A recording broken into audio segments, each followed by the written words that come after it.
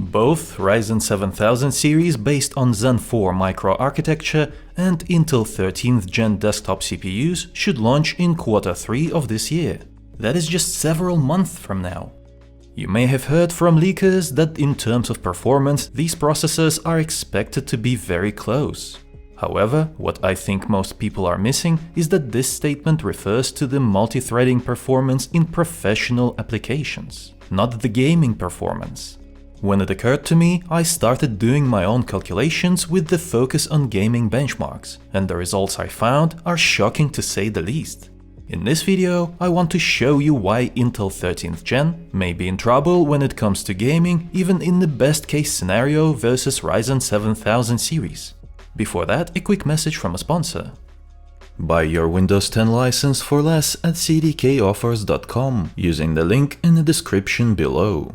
Use code IV20 for an additional 20% off and safely check out with PayPal for instant delivery. First, we need to understand where the performance increase for both AMD Ryzen 7000 and Intel 13th Gen is coming from. Intel 13th Gen i9 13900K is built on a moderately improved microarchitecture codenamed Raptor Lake. Compared to the current 12th Gen, the number of P-cores stays the same at just 8 cores, but the number of E-cores increased to 16. So 13900K has a total of 24 cores and 32 threads compared to 16 cores and 24 threads in a 12900K. A noticeable improvement, yes, but I remind you that E-cores do not deliver more FPS in games. And that is all in terms of improvements from Intel.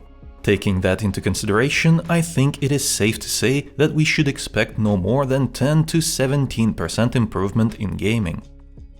AMD's Ryzen 7000 series, on the other hand, has a lot going for it compared to Ryzen 5000 series. It is moving the manufacturing process from TSMC 7nm to 5nm, which translates into up to 20% performance improvement.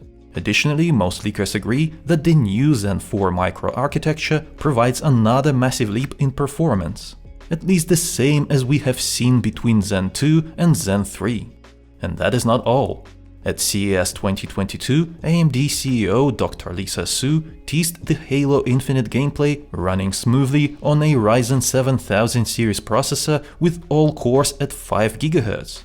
It is a massive improvement. For example, AMD's current flagship, Ryzen 9 5950X, is only capable of running at 4.5 to 4.7 GHz on all cores when overclocked. It is amazing that Ryzen 7000 can continuously run at 5 GHz by default. Just imagine if you overclock that even further. Games love high core clock speeds. And the list of improvements does not end here. AMD has another ace up its sleeve. I am talking about 3D V-Cache. It provides an average 15% gaming performance improvement. Currently, it is not clear if AMD will use this technology in the Ryzen 7000 series CPUs, but the option is there. If not for the initial lineup, then for a special edition or a refresh. Without 3D V-Cache, I expect Ryzen 7000 series to have 20 to 40% better gaming performance compared to Ryzen 5000 series. By the way, Ryzen 7000 will have exactly the same number of cores as Ryzen 5000. That brings us to the gaming benchmarks estimates. I created 5 different scenarios to show you how the next generation of processors may stack up against each other. FYI, Ryzen 7 5800X3D is in the charts, but the data is based on benchmarks conducted by AMD, as we still don't have any independent tests of this CPU. The first scenario is if Intel 13th Gen CPUs turn out very well with 17% improvement and AMD processors are on the lower side of the expectations with 20% improvement. In this case, they will be equal. Yes, surprisingly, the worst case scenario for AMD means that it will still be extremely competitive. The next scenario represents the worst case for Intel if it manages to get just 10% improvement, and if AMD gets 35%. That is without the use of 3D V-Cache, which can bump up this figure even higher. Still, Intel would be absolutely destroyed in gaming with Ryzen 7000 leading by almost 20%. The third scenario is equalized. Both AMD and Intel managed to do quite well, but far from the best case scenario. In this case, AMD would win by almost 10%, which is close to an entire generation worth of performance improvements. If both manage to improve by a bare minimum of what is expected from them, then AMD would still end up on the top, leading by around 6%. Although I think that this scenario is unlikely, as I expect both products to be much better than this. If both companies deliver exceptional products with 20% improvement by Intel and 40% improvement by AMD, then it would look like this, with AMD leading by almost 14%. I don't know how Intel would market its CPUs to gamers if that happens. I guess it is a good thing that Intel 14th Gen is expected to launch less than a year after 13th Gen, so it will not be that long before Intel catches up.